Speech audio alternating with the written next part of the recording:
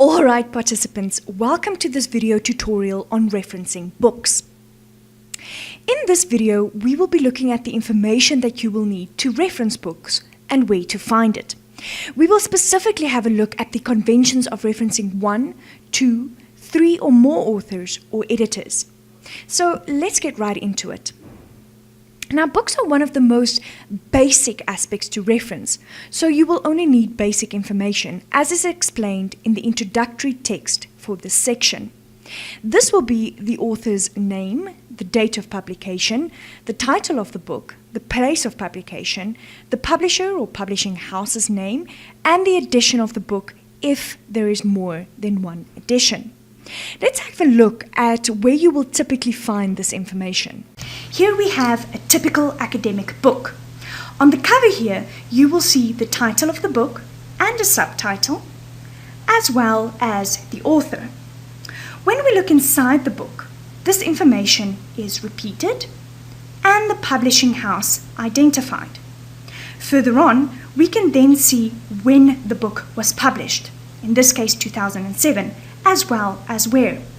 As you can see, this specific book was published in Abingdon, although other versions were also published in the USA and Canada. So let's look at how we will use this information to make up our references in the text of your work, as well as in your list of sources consulted. So, as you could see, this book has only the one author. The reference in the bibliography, the full and complete reference, in other words, will start off with that. So we will have the surname of the author, followed by a comma, and then the author's initials, followed by a full stop. Next, we will make use of the information inside of the book to include the date of publication, also followed by a full stop. This is then followed by the title of the book, in italics and in sentence case. This means that only the first letter of the title and or proper names are actually capitalized. Now, as in this case, you will see that the book also has a subtitle. The subtitle follows the title with a colon to separate it and a full stop after it. Notice here how Schumpeter and Chandler are capitalized as they are the names of the authors. We then finish off our reference with the place of publication and the publisher or publishing house, with a separating colon and a full stop at the end. Now, while we are talking about the publisher or publishing house, there is a rule that you need to take note of. You will see that publishers sometimes have as their full names the words press, publishers, Inc., Pty, or company. These are not included as part of your reference. For example, Van Schaik Publishers will just become Van Schaik, just as Juta and Company Limited will just be Juta. Now back to our reference. As said previously, in the list of sources consulted or bibliography, we will have the full reference, but in the text of your work, you will have a shortened version to refer to the source. This in-text reference will have only the surname of the author, the year of publication, and the page number in the source that you are referencing specifically. A book could also have two authors. In this case, everything about the reference will still work pretty much the same, but now you will list two authors at the beginning.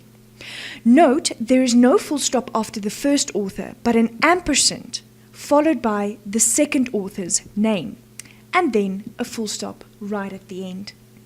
The in-text reference will also stay much the same, although we will now list both authors' surnames therein. If you look closely, however, you will see that there's one aspect that we need to talk about: the use of an ampersand as opposed to the actual word and. As was explained in the introductory text to this section, you can, in an in-text reference, either refer to the authors as part of your sentence structure or at the end of a sentence completely in brackets, indicating that it is not part of an actual sentence structure. As the rules of grammar would have it, therefore, when the reference is part of the sentence, you have to write out the word, just as every other word in the sentence would have to be. It is only when your reference is not part of the sentence that you will have the ampersand. Okay, next let's look at the editors as opposed to authors. You will see that some books indicate that those responsible for this work are editors rather than authors. In this case, everything about the reference will still work in the same way, with the exception of the inclusion of the abbreviation EDS in brackets to indicate these were editors rather than authors. Please note, the full stop now follows after the closing bracket. If there was only one editor listed, still the reference would look pretty much the same, but the abbreviation would only be ED and not EDS. The in-text references do not change, but are consistent whether or not you're using editors or authors. Good.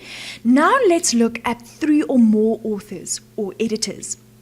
3 editors, as would be the case in a normal sentence, is separated by a comma first and then an ampersand. Should the source have been by editors, the same rules would still apply. Now, referencing in text follows the same rules as before in terms of the use of an ampersand and or the word and. However, you need to now take note of a new rule. When it comes to 3 or more authors or editors, the very first reference in the text of your work will have all of the authors' names listed. However, from the second reference onwards, you are not required to write out all of the authors' names. You now only have to write out the first author's name followed by et al. Et al stands for the Latin et ali, which means and others.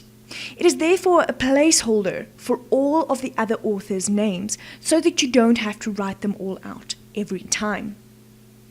The next video tutorial will still focus on referencing books, but we'll have a look at collective works, multiple works by the same author, and books published in the United States of America.